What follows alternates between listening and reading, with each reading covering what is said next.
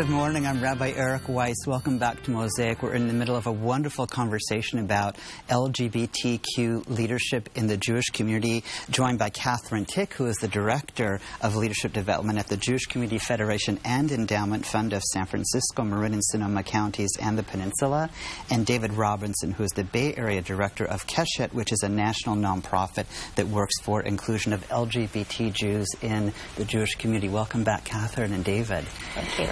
Before we went to our break, David, you were going to jump in with some comment about why we do this in the Jewish community and why it's important.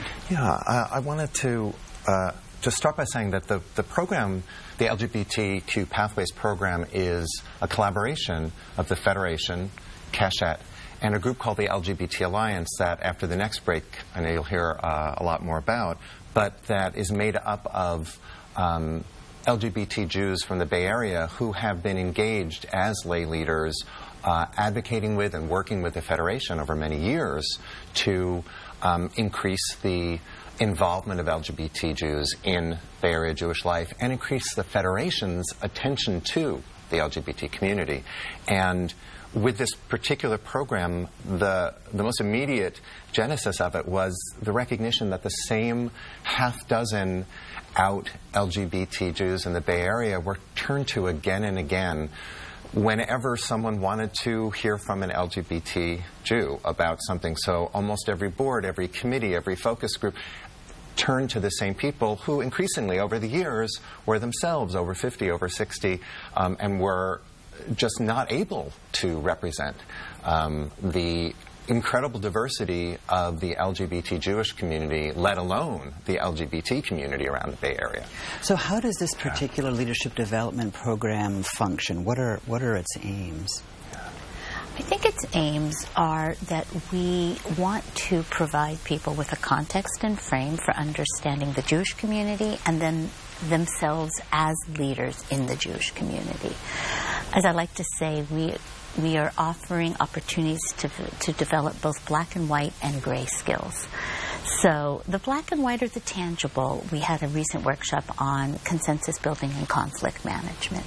That is a great thing for really anyone to learn, but certainly as a lay leader, how do you manage really difficult conversations? The gray skills are, who am I as a leader? What are my natural strengths? What do I need to work on? How do I understand myself in a room of other leaders? We began the program with an all-day retreat to really get to know one another, and the program will end with a celebration of the year's work. In between, we are also going to have a session on fundraising. How do you ask folks for money?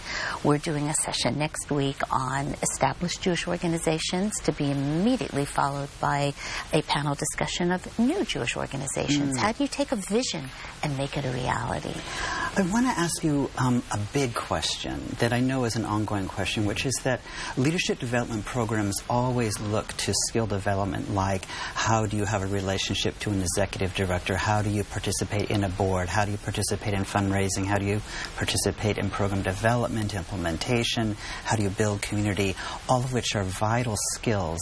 I'm wondering how then you see this particular program as particular to the LGBT community. In other words, is there a particular LGBTQ identity formation issue? Is there a particular LGBTQ vision that then in its turn is of value to sitting on a particular board of any organization, or the way money is raised, or the way one looks to the cultivation of the vitality of a future in a faith community? Yeah.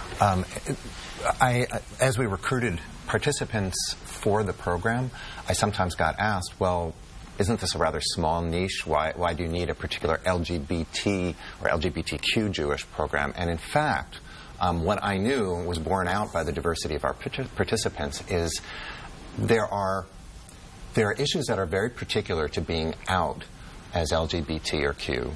They intersect in some ways with Jewish identity. They're quite different in other ways.